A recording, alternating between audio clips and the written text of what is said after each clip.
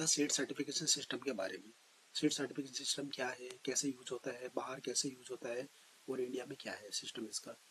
आज हम थोड़ा इसमें पढ़ेंगे बेसिक टर्मिनोलॉजी, सीड सर्टिफिकेशन से रिलेटेड बेसिक कॉन्सेप्ट क्या है। तो पहला आता है सीड मल्टीप्लिकेशन सिस्टम क्या होता है। सीड मल्टीप्लिकेशन सिस्टम का मतलब होता है कि production of the particular class of seed from the specific class of seed, it is known as seed multiplication. ठीक है। अब ये सीड मल्टीप्लिकेशन सिस्टम क्यों ज़रूरी है, क्योंकि हमें हाई क्वालिटी सीड प्रोड्यूस करना है और लार्जर क्वांटिटी के साथ हमें प्रोड्यूस करना है, इसलिए हम लोगों को सीड मल्टीप्लिकेशन सिस्टम है वो बहुत ज़्यादा ज़रूरी है और आजकल यही सिस्टम है वो अपनाया जा रहा है। ठीक है ना। तो सीड मल्टीप्लिकेशन सिस्टम क्यों ज़रूरी है, ताकि किसानों को ज़्यादा से ज़्यादा सीड मिले और हाई क्वालिटी के सीड वो सीड मिले, उसको बोलते हैं हम सीड मल्टीप्लिकेशन। ठीक है। अगला है generation system of seed multiplication, seed multiplication chain. Seed multiplication चीज की चेन क्या होती है। Seed is the cheapest and basic input of sustainable agriculture production. ठीक है, ये आप जानते ही हो। At the time of release of variety small quantity of seed is normally known as nucleus seed is available with the plant breeder. ठीक है। मतलब जब कोई भी वैरायटी रिलीज होती है तो एक स्मॉल क्वांटिटी है वो सीड ही अवेलेबल होता है, उसको क्या बोलते हैं हम, प्लांट न्यूक्लियस सीड या फिर ब्रीडर सीड बोलते हैं। इसीलिए उसको एप्लीकेशन करके उसको लार्ज क्वांटिटी में बना के किसानों तक पहुंचाया जाए हाई क्वालिटी का सीड, इसलिए हमें सीड मल्टीप्लिकेशन सिस्टम में वो बहुत जरूरी है। अगर हम सीधा ही ब्रीडर सीड को किसानों को दे दिया जाएगा तो क्या होगा, तो उससे क्वालिटी भी नहीं होगी और साथ में हमें क्वांटिटी भी नहीं मिलेगी, दोनों का नुकसान है। इसीलिए government of India, ministry of agriculture, government of India ने ये डिसाइड किया है कि हम लोग कोई भी सर्टिफाइड सीड हमें प्रोड्यूस करना है तो उससे पहले हम उसको डिफरेंट डिफरेंट चरण से उसको गुजारेंगे सीड्स को, ताकि क्वालिटी बनी रहे। तो इसीलिए इस चरण में सबसे पहले आता है न्यूक्लियस सीड, फिर ब्रीडर सीड, फिर फाउंडेशन सीड, फिर सर्टिफाइड सीड। ठीक है। The commercial quantity of seed is produced after a series of multiplication steps, starting from the maintaining program in which nucleus seed is multiplied in a generation system of multiplication as breeder, foundation and certified seed production. Right? I think आपको ये clear हो गया होगा। So there are type of model used in India. तीन type के model वो use होते हैं सीड मल्टीप्लिकेशन के। पहला है 3 जनरेशन मॉडल, सेकेंड है 4 जनरेशन मॉडल और थर्ड है 5th जनरेशन मॉडल। तो 3 generation model generally commonly use होता है। इसमें क्या होता है, ब्रीडर सीड होता है, ब्रीडर सीड से फाउंडेशन सीड प्रोड्यूस होता है, उसके बाद है वो सर्टिफाइड सीड प्रोड्यूस होता है। जो 4 जनरेशन मॉडल है उसमें breeder, foundation, foundation 2 and certified seed. Sorry, जो फाउंडेशन सीड 2 और ये 1 क्या है, जो फाउंडेशन सीड 2 है वो होता है फाउंडेशन 1 की ही प्रोजेनी होता है। अब आप यहाँ पे क्वेश्चन आता है कि हम लोग जब सीधा प्रोड्यूस कर रहे हैं ब्रीडर, फिर फाउंडेशन, फिर सर्टिफाइड, तो आपने है वो फाउंडेशन 2 का हम क्यों यूज कर रहे हैं। इसका फाउंडेशन 2 का और फाउंडेशन 1 क्या है। फाउंडेशन 1 वही होता है, कुछ नहीं होता है, ये ब्रीडर सीड से जो सीड बनता है उसको ही हम फाउंडेशन सीड बोलते हैं, उसको क्लास दे दिया 1। इन फ्यूचर मान लो अगर फाउंडेशन सीड 1 की डिमांड ज़्यादा है मार्केट में और ब्रीडर सीड हमारे पास क्या है, कम है, तो हम लोग क्या करते हैं, उस फाउंडेशन सीड की रिक्वायरमेंट को बढ़ाने के लिए है वो फाउंडेशन सीड 2 का यूज करते हैं। इससे हमारा सीड क्वांटिटी भी अच्छा मिले और साथ में है वो प्योरिटी भी, थोड़ा इसमें प्योरिटी मैनेजेबल भी होती है, प्योरिटी भी अच्छी बनी रहे। तो इसीलिए हम वो फाउंडेशन सीड क्लास 2 का उपयोग करते हैं या फिर यूज करते हैं।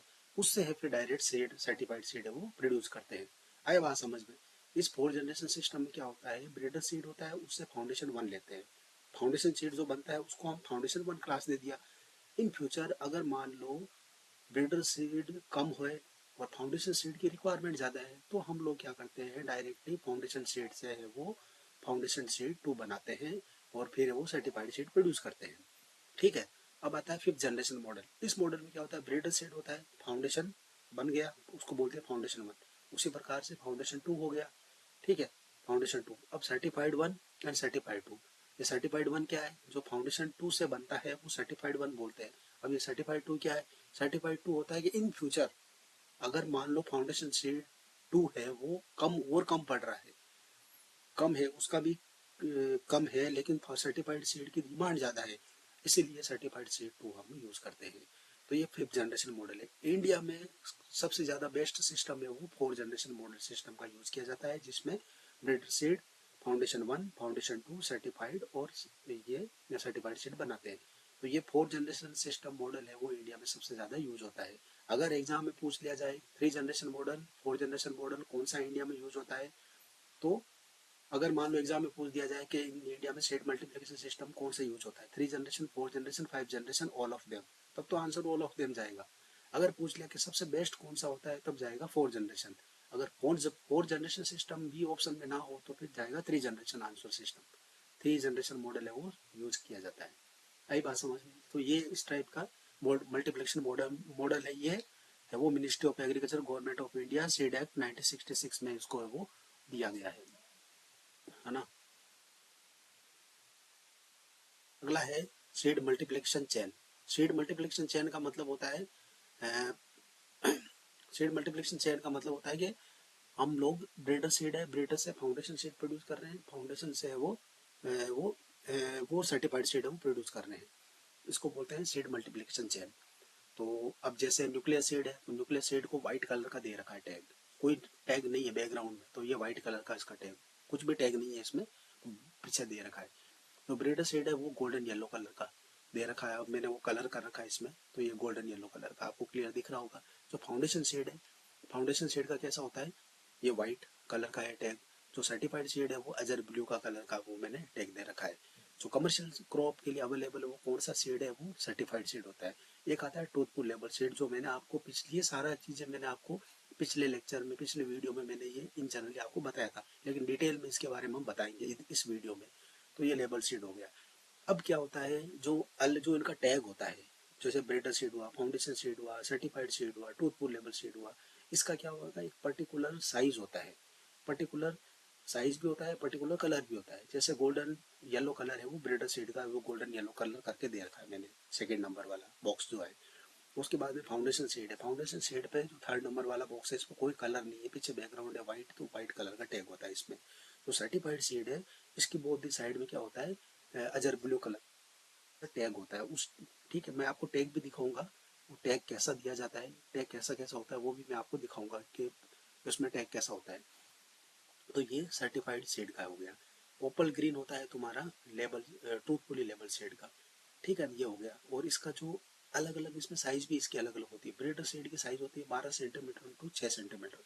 ये स्पेसिफिक है, ये स्पेसिफाई की हुई है स्टा के द्वारा, Indian minimum seed certificate standard से, उसके भी द्वारा, और साथ में सीड एक्ट 1966 है उसके में भी ये अलग स्पेसिफाई है कि ब्रीडर सीड का टैग का कलर 12 सेंटीमीटर टू 6 सेंटीमीटर होगा। ठीक है। और ये फाउंडेशन सीड है, ये भी क्या होगा, 15 सेंटीमीटर लॉन्ग, 7.5 सेंटीमीटर हाइट इसकी होगी। सर्टिफाइड सीड है, ये भी लॉन्ग होगा 15 सेंटीमीटर और 7.5 सेंटीमीटर इसकी हाइट होगी। ठीक है, लेंथ और width. Then truthful label seed है वो 15 सेंटीमीटर इंटू 10 सेंटीमीटर। ये एग्जाम में पूछे जाते हैं और इसको याद करना है।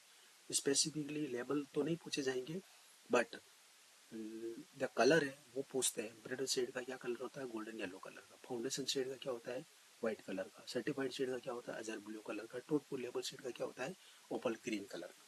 ठीक है, ये हो गई बात करते। ये तो है हमारे इंडियन में जो हमारा जो एजेंसी है, जो इंडिया में जो रूल फॉलो होता है सीड मल्टीप्लिकेशन का। एक होता है OECD, ये होता है अमेरिका में, USA में, बाहर फॉरेन कंट्री में। वहाँ क्या होता है, ब्रीडर सीड हो गया है ना, ब्रीडर सीड हो गया। फिर ये लोग प्री बेसिक हमारे यहाँ पे फाउंडेशन का इक्वलेंट हो गया। फिर उसके बाद में है वो फाउंडेशन 2, वो हो गया जो फाउंडेशन 2 है वो बेसिक इक्वलेंट हो गया। फिर लास्ट में आता है सर्टिफाइड सीड। ठीक है, तो ऐसा ये बाहर सिस्टम चलता है। बाहर और इंडिया में लगभग सिमिलरिटी वही है, बट ये थोड़ा ये क्लासिफिकेशन डिफरेंट है। यहाँ ब्रीडर है, यहाँ प्री बेसिक है, बेसिक और सर्टिफाइड है। उसके बाद में अब हम बात करते हैं डिटेल में कि न्यूक्लियर सीड होता है क्या है। पहले तो इसको मैं थोड़ा सा मिनिमाइज कर देता हूँ।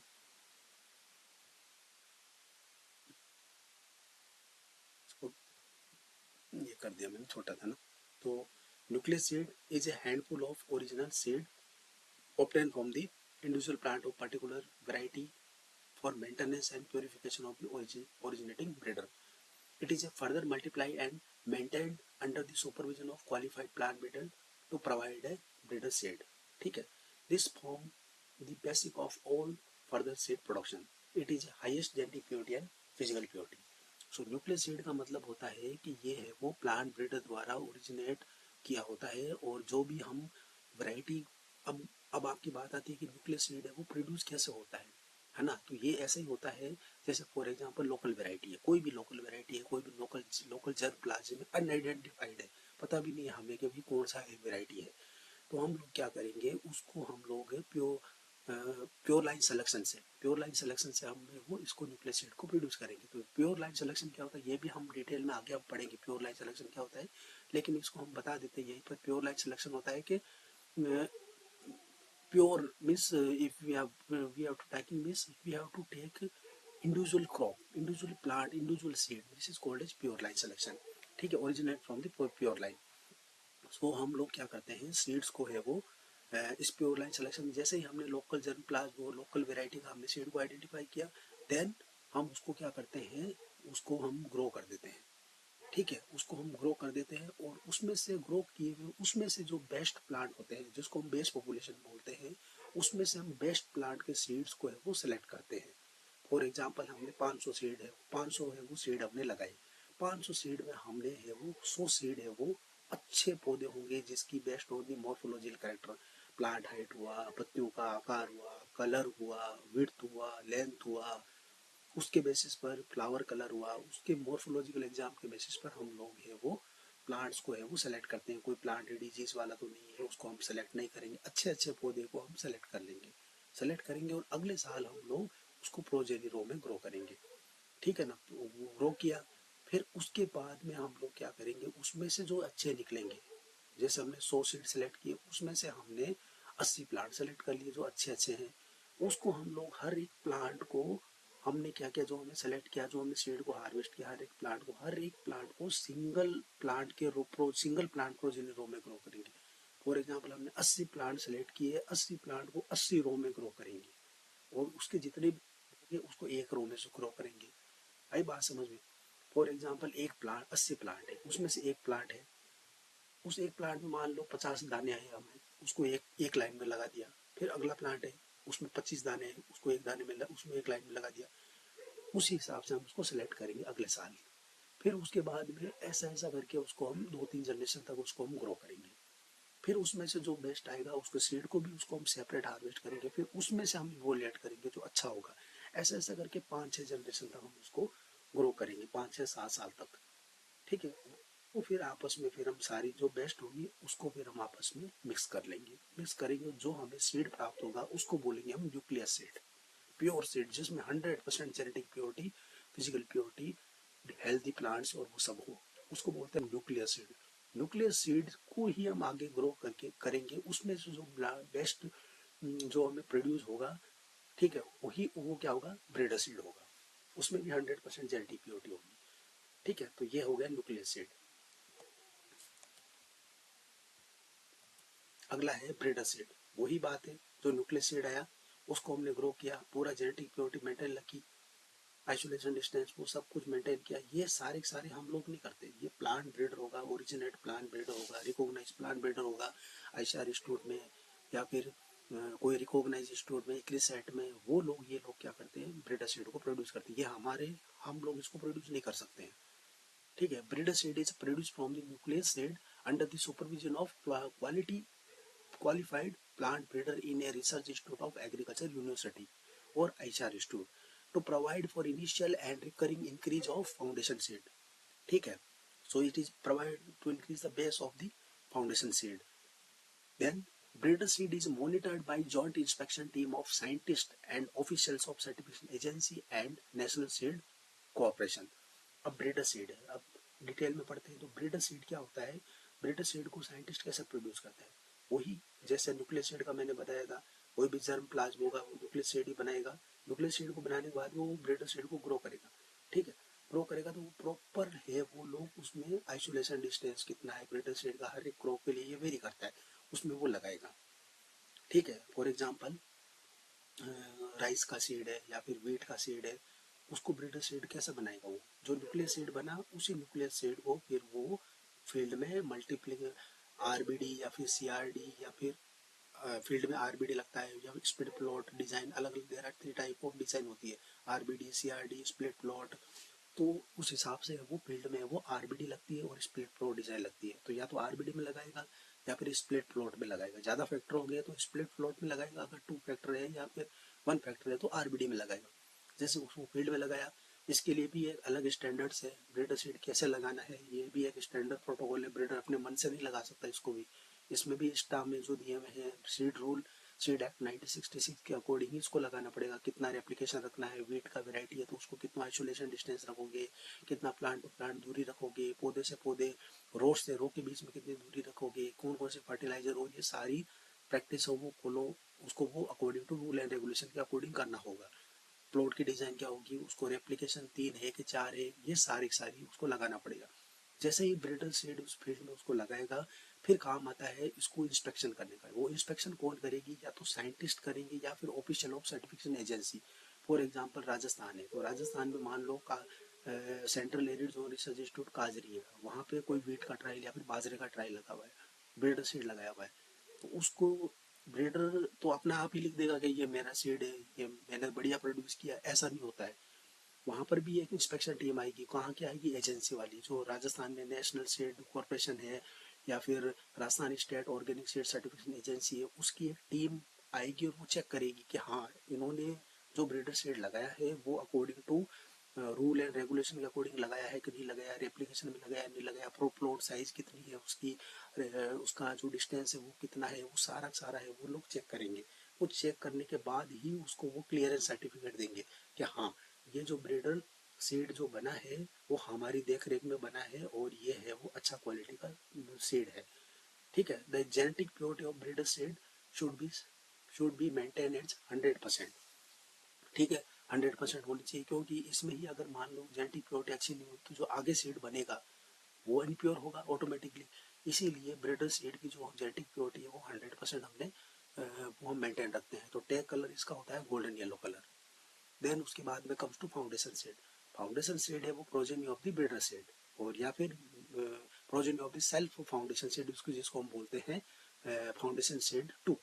जैसे मैंने आपको इसी पिछले स्लाइड में बताया था कि फाउंडेशन 1 और फाउंडेशन 2 क्या है। या तो फाउंडेशन सीड होता है प्रोजेनी ऑफ ब्रीडर सीड का, जो जो फाउंडेशन 1 हो गया, या होता है प्रोजेनी ऑफ फाउंडेशन खुद का ही, जो फाउंडेशन सीड 2 हो गया। ठीक है ना। और ये कहाँ प्रोड्यूस किया जाता है, ये भी किसानों के फील्ड में डायरेक्ट प्रोड्यूस नहीं होता है। ये कहाँ प्रोड्यूस होता है, ये होता है state farm corporation of India. जैसे नेशनल सीड कॉर्पोरेशन होगा, स्टेट सीड कॉर्पोरेशन हो गया, राजस्थान में हो गया, हिमाचल में हो गया, उत्तराखंड में हो गया, कर्नाटक में हो गया, ये जितने भी स्टेट सीड कॉर्पोरेशन है वहाँ पे ये प्रोड्यूस होगा। या फिर नेशनल सीड कॉर्पोरेशन, जैसे मैंने आपको पहले बताया था, state seed corporation under the technical control of quality qualified plant breeder. ये भी ऐसा नहीं है कि फाउंडेशन सीड आप उनको सीधा एजेंसी को सौंप दिया, ये भी क्वालिफाइड प्लांट ब्रीडर होगा, वही उसको वो टेक्निकली उसको वो देखेगा कि हाँ फाउंडेशन सीड है वो उसको पूरा रखेगा अप टू सोइंग से लगा के पूरा हार्वेस्टिंग तक। Then its production is supervised and approved by the certification agency. अगर ये फुलफिल कर रहा है isolation distance proper rule according चल रहा है तो फिर ये वो हमारी जो गवर्नमेंट एजेंसी होगी वो उसको वो अप्रूव करेगी, हाँ ये फाउंडेशन सीड है वो बढ़िया है। The genetic purity of foundation seed should be maintain at 99.5। ये भी ऑलमोस्ट 100% ही है, 99.5। The colour tag is white colour, ये बेस होता है। अब बात आती है सर्टिफाइड सीड की। Certified seed is a progeny of the foundation and it's produce is supervised and approved bye certification agency. इसको सारा ही है वो सर्टिफिकेशन एजेंसी इसको प्रोड्यूस करती है, यही है वो फार्मर को ये सीड वो दिया जाता है सर्टिफाइड सीड प्रोड्यूस करने के लिए। This seed of the seed of this class is normally produced by the state and national seed corporation and private seed companies on the farm of progressive grower, जिसको हम बोलते हैं FPO, farm produce organiser. जितने भी अलग अलग agency है, अलग अलग प्राइवेट कंपनी है, उसकी क्या है अलग अलग प्राइवेट जो भी कंपनी है वो अलग अपने स्टेट से वो सीड सर्टिफिकेशन एजेंसी से जुड़ी होती है। तो ये लोग उसके साथ टाई अप लिंक अप रहता है, जो भी सीड को प्रोड्यूस करना है वो वहाँ से लेते हैं प्राइवेट कंपनी वाले, और जो उनके फिर प्राइवेट कंपनी वाले सेलेक्टिव फार्मर होते हैं एफपीओ वाले, और वो एफपीओ वाले सेलेक्टिव फार्मर होते हैं, वहाँ पे ये लोग वो सीड को है वो है प्रोड्यूस करते हैं। ठीक है ना। तो ये हो गया सर्टिफाइड सीड। तो सर्टिफाइड सीड में क्या होता है 99% है वो जेनेटिक प्योरिटी होती है, इसका जो कलर होता है वो अजर ब्लू कलर का होता है। अब ये है पूरा ही जो मैंने आपको बताया था ब्रीडर सीड है, इसका कोई स्टैंडर्ड नहीं है, 100% इसमें जेनेटिक प्योरिटी होनी चाहिए। अगर ब्रीडर सीड में 100 सीड है, अब मान लो 1000 सीड है, अगर उसमें एक भी दाना, अगर उसमें एक भी कंकड़, एक भी पत्थर, या फिर उसमें एक भी डिजीज वाला प्लांट सीड आ गया, तो वो सारा सीड लॉट है वो गवर्नमेंट एजेंसी है वो रिजेक्ट कर देगी, आपका सीड है वो सर्टिफाइड नहीं होगा। इसका कहने का मतलब ये है कि 100% राइस का सीड है, तो उस जो लोट है सीड में, या फिर उस जो कट्टा है, जो बोरी है, उसमें केवल और केवल राइस का ही सीड होना चाहिए। ऐसा नहीं है कि राइस की कोई दूसरी वैरायटी होगी या उससे रिलेटेड कोई होगी ना, वो नहीं होगा। वो पूरा चेक होता है, वैरायटल टेस्ट भी होता है, ग्रो आउट टेस्ट में जेनेटिक प्योरिटी भी टेस्ट होती है। फाउंडेशन सीड इसमें 99% चलेगा। 100 दाने हैं राइस के, तो एक दाना अगर कोई खराब हो गया तो चलेगा, वो फाउंडेशन सीड है। सर्टिफाइड सीड में 98% है। दो दो दाने अगर खराब है तो सिंपली भाषा में 100 सीड है, अगर 100 सीड में 2-3 दाने खराब है तो चलेंगी, कोई दिक्कत नहीं है सर्टिफाइड सीड और ट्रूथफुल लेबल सीड में। फिर हाइब्रिड्स, हाइब्रिड्स क्या होता है? Hybrid is a cross between the two inbreed line और two varieties is called as hybrid. तो हाइब्रिड में भी 95% है वो जेनेटिक प्योरिटी हमें चाहिए, ठीक है। Example specifically for cotton, brinjal, tomato, true potato seed, watermelon, ये हाइब्रिड क्या होते हैं? इसमें जेनेटिक प्योरिटी वो 90% रखी जाती है। क्यों रखी जाती है? क्योंकि इसमें क्या होता है, थोड़ा कंटामिनेशन का, क्रॉस पोलिनेशन का, और ये क्रॉप थोड़ी ओपन क्रॉस पोलिनेटेड है जैसे ये कॉटन, तो उसमें क्या थोड़ा मिक्सर है वो स्टैंडर्ड उनके हिसाब से, जो स्टैंडर्ड सीड सर्टिफिकेशन स्टैंडर्ड है वो 90% उन्होंने दिया है। हाइब्रिड फॉर स्पेसिफिक और कैस्टल 85% होती है, ठीक है। अब है difference between the certified and truthfully label seed, जो मैंने आपको बता दिया। जो सर्टिफाइड सीड होता है वो क्या होता है? गवर्नमेंट एजेंसी के द्वारा ब्रीडर, न्यूक्लियस, फाउंडेशन, और ये जो सर्टिफाइड बाद में बनता है, जो ये क्लास से प्रॉपर एक मल्टीप्लिकेशन चेन से बनता है, उसको बोलते हैं हम सर्टिफाइड सीड। और जो ट्रूथफुल लेबल होता है ये मल्टीप्लिकेशन चेन से नहीं बनता है, ये कोई भी एजेंसी, प्राइवेट इंस्टीट्यूट है, वो अपना कहीं से भी वैरायटी है, कुछ भी वैरायटी है, उसको लाके अपना प्रोसेसिंग करके, थोड़े बहुत इसमें टेस्ट होते हैं जर्मिनेशन स्टैंडर्ड के, थोड़े बहुत वो करके वो अपना ही कंपनी का टैग लगाती है कि ये हमारी कंपनी का, उसको बोलते हैं हम ट्रूथफुल लेवल से। इसमें उतने ज़्यादा स्टैंडर्ड्स फॉलो नहीं, हालांकि होते हैं, इसमें भी स्टैंडर्ड्स फॉलो होते हैं, गवर्नमेंट एजेंसी इन्वॉल्व होती है इसमें भी। उसको भी अगर मान लो गवर्नमेंट एजेंसी को लगा कि ये ट्रूथफुल लेबल सीड, अगर फॉर एग्जाम्पल मेरी कोई कंपनी है, मैं उसको बोल दिया कि ये सीड है, ये सीड मैंने प्रोड्यूस किया बाजरा का, और ये पूरा 100% जेनेटिक प्योर है, 98% है, तो अगर मान लो मार्केट में उसको मैंने बेच दिया गलत इन्फॉर्मेशन के साथ, उसमें भी इन्फॉर्मेशन लगी होगी इसमें कितना 90% है, जर्मिनेशन कितना है, मार्केट में मैंने उसको ट्रूथफुल लेबल सीड को अपने नाम से गलत लेबलिंग के साथ भेज दिया, अगर गवर्नमेंट को पता लगा, गवर्नमेंट हमारे दुकान में या किसी में छापा पाड़ लिया और उसमें हमारे सैंपल कलेक्ट कर लिए, अगर उसको जेनेटिक प्योरिटी जितना लेबल है ना, तो यहाँ पे ट्रूथफुल लेबल सीड का एक डिसएडवांटेज है, आपको प्रॉपर खुद के स्टैंडर्ड के हिसाब से लेबोरेटरी स्टैब्लिश करनी पड़ेगी, या हो सके तो अपने सीड को है वो स्टेट सीड टेस्टिंग लेबोरेटरी या नेशनल सीड टेस्टिंग लेबोरेटरी है, जहाँ पर भी है, हमारे राजस्थान में दुर्गापुरा है, वहाँ पे है स्टेट सीड टेस्टिंग लेबोरेटरी, वहाँ पे उसको भेजना पड़ेगा, वहाँ पे भेज के इसको सर्टिफाइड है वो, और वहाँ पे उसको भेज के प्रॉपर है वो देखना पड़ेगा कि कितना जेनेटिक प्योरिटी है, फिजिकल प्योरिटी कितना है, डिजीज प्लांट तो इसमें कोई सीड तो नहीं है। तो ये थोड़ा एक डिसएडवांटेज होता है, जबकि सर्टिफाइड सीड में ऐसा नहीं है। सर्टिफाइड सीड में कुछ सर्टिफिकेशन एजेंसी वाले ऑफिसर्स आएंगे, वो लोग सैंपल कलेक्ट करेंगे और अपने स्तर पर है वो चेक करेंगे, आगे इसको सर्टि गवर्नमेंट इसको छापा नहीं पाड़ सकती, क्योंकि उसका खुद का वो सर्टिफाइड किया, खुद को खुद थोड़ी करेगा कोई गलत, है ना। तो सर्टिफाइड जो सिस्टम है उसमें ऐसा सिस्टम नहीं होता, इसलिए हम बोलते हैं कि सर्टिफाइड सीड को प्रोड्यूस करना चाहिए, ताकि आगे कोई दिक्कत ना हो, कुछ भी कोई क्लेम करे तो भी गवर्नमेंट एजेंसी वाले हैं संभालने वाली, इसमें कोई गवर्नमेंट एजेंसी वाला कोई संभाल नहीं सकता आपको। ट्रूथफुल लेवल सीड में केवल और केवल जिम्मेदार होगा जो खुद प्रोड्यूस कर रहा है, गलत नाम से गलत कुछ भी अगर कोई कंप्लेन हो गई तो पूरा प्रॉपर है वो चेकिंग होगी इसमें। It should be satisfy both field standard as well as seed standard. Field standard और सीड स्टैंडर्ड मैंने आपको बताया था क्या है, इन डिटेल में आपको आगे आएंगी इसकी स्लाइड, उसमें बताएंगे फील्ड स्टैंडर्ड क्या होते हैं, सीड स्टैंडर्ड क्या होता है। फील्ड स्टैंडर्ड वो सीड स्टैंडर्ड वो होते हैं जो गवर्नमेंट ऑफ एजेंट्स को, ministry of agriculture, government of India ने एक मैनुअल पब्लिश किया था, Indian minimum seed certification standard 2013 में, उसमें सारे स्टैंडर्ड दिए हुए कि ये सीड में होना चाहिए। फॉर एग्जांपल आइसोलेशन डिस्टेंस, इतनी होनी चाहिए, अदर क्रॉप से दूरी इतनी होनी चाहिए, ऑफ टाइप कोई भी अदर क्रॉप की वैरायटी है उस फील्ड में तो इतना परसेंट होना चाहिए, नहीं होना चाहिए, कितना होना चाहिए, डिजीज कितना है, कितना परसेंट तक परमिसेबल है, अदर क्रॉप सीड कितना होना चाहिए, मॉइस्चर कंटेंट कितना है पैकेजिंग में, ये सारे फील्ड और सीड स्टैंडर्ड्स होते हैं, ये जो हम आगे थोड़ा सा डिस्कस करें।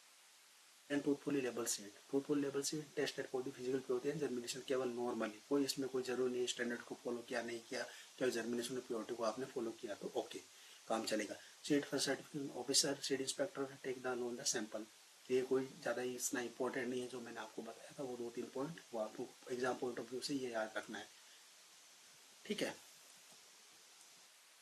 देन अब आती है next principle of quality seed production, ये हम लोग ये वो नेक्स्ट वीडियो में हम डिस्कस करेंगे कि principle of quality seed production क्या है। Thank you.